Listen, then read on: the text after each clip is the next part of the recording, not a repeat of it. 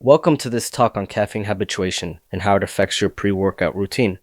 Many lifters and endurance athletes notice that the same amount of caffeine that once felt powerful now delivers a weaker kick. Today we will delve into why that happens, explore the concept of tolerance, look at what the science says about performance effects, and discuss whether cycling off caffeine is worth the effort. By understanding habituation, you can make smarter decisions about your caffeine use, protect your health, and optimize your training outcomes. Have you noticed that your usual dose of caffeine feels less potent lately? You are not alone. Many athletes report a fading kick over time. This feeling can prompt frustration and confusion, but it does not necessarily mean the ergogenic benefit is gone. In this segment, we will introduce the concept of tolerance and preview the questions we will answer. How does habituation change your perception and performance? When does dosing need to change? And should you cycle off caffeine to regain its punch? When the buzz fades, it can be tempting to pile on more caffeine. You might add extra scoops of pre-workout, chase extra shots of espresso, or crack open an energy drink or two. Unfortunately, chasing a bigger buzz often leads to jitters, anxiety, and restless nights without meaningful performance gains. The dose escalation trap can erode your well-being and sleep quality. In this section, we will explore why more is not always better, and why restraint can serve you better than reckless dosing. Caffeine exerts its effects by acting as an adenosine receptor antagonist in the brain. Adenosine normally binds to these receptors to slow down neural activity, promoting relaxation and sleepiness. By blocking adenosine, caffeine lifts the brakes on your central nervous system, increasing alertness and reducing perceived fatigue and pain. This mechanism explains why caffeine can help you feel more awake, push harder, and delay the sense of fatigue during both endurance and high-intensity efforts. In addition to blocking adenosine, caffeine boosts levels of dopamine and norepinephrine. These neurotransmitters heighten concentration and motivation. Athletes often report feeling sharper, more focused, and more driven during workouts. Caffeine also reduces ratings of perceived exertion, making hard efforts feel easier. This combination of mental and physical effects allows you to sustain pace or power longer, which is why caffeine is widely used before workouts and competitions. Performance benefits occur most reliably when caffeine doses fall between about 3 and 6 milligrams per kilogram of body mass. Some individuals respond to as little as 2 milligrams per kilogram. Very high doses around 9 milligrams per kilogram add side effects without extra benefit. Timing matters too. Caffeine concentrations in the blood typically peak about 60 minutes after ingestion. Knowing both the effective dose range and timing helps you plan your intake to align with key sessions. Habituation or tolerance refers to the reduction in perceived stimulation after repeated caffeine exposure. If you drink coffee every day, the beverage may begin to feel normal rather than energizing. Importantly, performance benefits can persist even when you feel fewer jitters. Understanding that your perception may change faster than your physiology will help you interpret how tolerance affects your training. Research suggests tolerance develops within the first month of daily caffeine intake. Yet the capacity for performance enhancement may remain even after 70 days of use. Scientists believe tolerance involves upregulation of adenosine receptors and changes in caffeine metabolism. Despite these adaptations, some studies show similar responses to caffeine in habitual users and non-users. Tolerance appears to affect how you feel more than how you perform. Feeling less buzzed does not automatically mean your performance boost is gone. Many habitual users retain an ergogenic benefit even when they feel less stimulated. For example, a dose of 3 milligrams per kilogram improved running performance and mean power output despite tolerance. Some trained athletes needed 6 milligrams per kilogram to compensate fully. Genetics, sleep quality, and baseline fatigue also influence how you respond. The key takeaway is that your sensation and your performance are not always aligned. Studies on caffeine tolerance and performance deliver mixed results. Some research indicates that regular caffeine use reduces ergogenic effects, while other studies find no difference between habitual users and non-users. Differences in how habitual intake is measured, variations in training status, and the way withdrawal protocols are implemented make it difficult to draw firm conclusions. This uncertainty underscores the importance of personal experimentation to determine how tolerance affects you. Increasing caffeine to chase a stronger feeling comes at a cost.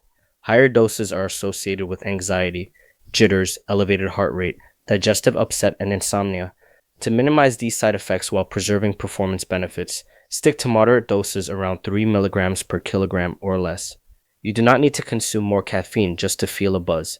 A steady, sensible intake will serve your health and training better in the long run. If you abruptly cut your caffeine intake, You may experience withdrawal symptoms such as headaches, fatigue, irritability, difficulty concentrating, and drowsiness. These effects can last from 2 to 9 days. Gradually reducing your intake rather than quitting cold turkey can minimize discomfort. Understanding the withdrawal timeline will help you plan any resets around training schedules and avoid unnecessary disruptions. Some athletes wonder whether cycling off caffeine temporarily can restore sensitivity and boost performance. The evidence is inconsistent.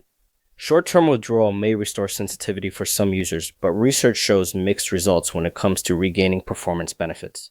In fact, some studies suggest that increasing the pre-exercise dose beyond your habitual level may counter tolerance better than cycling off entirely. Think carefully before embarking on a caffeine fast, especially if competitions are on the horizon. Planning a caffeine break close to a competition can impair your training quality, confidence, and overall well-being, because withdrawal symptoms can sap your energy and motivation. Extended caffeine breaks may lead to headaches and fatigue, which can hamper hard workouts during the tapering period. Cycling can be helpful for some, but the timing and length of the break need to be balanced against a potential disruption to your training plan. A sensible approach to caffeine use involves maintaining consistent daily habits so you can predict your tolerance and adjust your dose accordingly. Use pre-workout caffeine sparingly for key sessions, rather than every workout. Start with the lowest effective dose around 2 to 3 milligrams per kilogram, and increase only if necessary. Schedule caffeine-free training days to recalibrate your sensitivity and protect your sleep.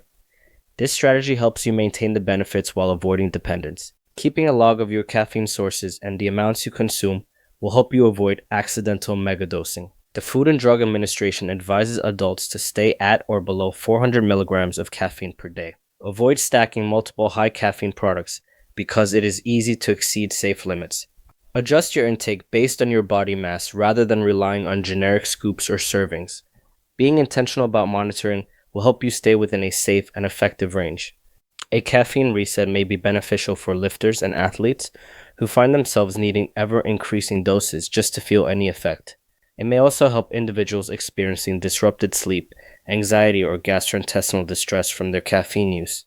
Athletes who want to preserve caffeine's impact for key workouts and competitions might choose to dial back their intake or take periodic breaks. Assess your own situation to decide whether a reset is appropriate for you. Caffeine's half-life varies between roughly 2.5 and 10 hours.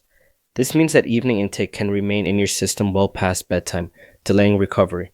To protect your sleep, avoid caffeine late in the day and align your consumption with your training schedule. Make sure there is enough time for your body to metabolize the stimulant before you go to sleep. Good sleep is essential for recovery and long-term progress. Your response to caffeine is shaped by genetic differences such as variants in the CYP1, A2, and ADORA2A genes, as well as your habitual intake. Some athletes thrive on low doses, while others tolerate slightly higher amounts. Listen to your own body and adjust your dose based on your performance and comfort. No one size fits all. Personalization is key to effective caffeine use. It is important to separate myths from facts when discussing caffeine tolerance. One myth is that if you feel nothing, caffeine is no longer working. In reality, performance improvements can persist even without a noticeable buzz. Another myth is that cycling off always restores performance. Evidence for performance restoration is mixed, and withdrawal can impair training quality. A third myth is that you should keep increasing your dose to get the same feeling. In fact, higher doses magnify side effects without extra benefits. Keeping these facts in mind will guide your choices. People with anxiety disorders, heart arrhythmias, hypertension, pregnancy, or a sensitivity to stimulants should be cautious with caffeine. Always consult a healthcare professional if you have medical conditions or take medications that are affected by stimulants. Remember that caffeine is a tool, not a necessity. If it disrupts your health, reduce your dose or skip it altogether. Your well-being matters more than any supplement. To recap, caffeine works by blocking adenosine receptors, boosting alertness, and reducing perceived effort. Effective doses typically fall between 3 and 6 milligrams per kilogram, with peak effects about 60 minutes after ingestion. Habituation reduces a subjective kick, but does not always wipe out performance benefits. Tolerance develops within the first month and then plateaus. Cycle your caffeine use strategically. Maintain moderate intake, avoid chasing feelings with bigger doses, and protect sleep by spacing your caffeine workouts. By following these guidelines, you can continue to enjoy caffeine's benefits without letting tolerance or side effects undermine your training. Pre-workout caffeine may lose its kick over time, but that does not mean it stops helping your performance. Tolerance affects how wired you feel, rather than whether the supplement is working, performance benefits often persist at moderate doses, even when the buzz diminishes. The smart approach is not to chase the feeling, but to use caffeine judiciously as a tool to enhance output while respecting your health and recovery. By doing so, you can keep caffeine in your corner for the long haul.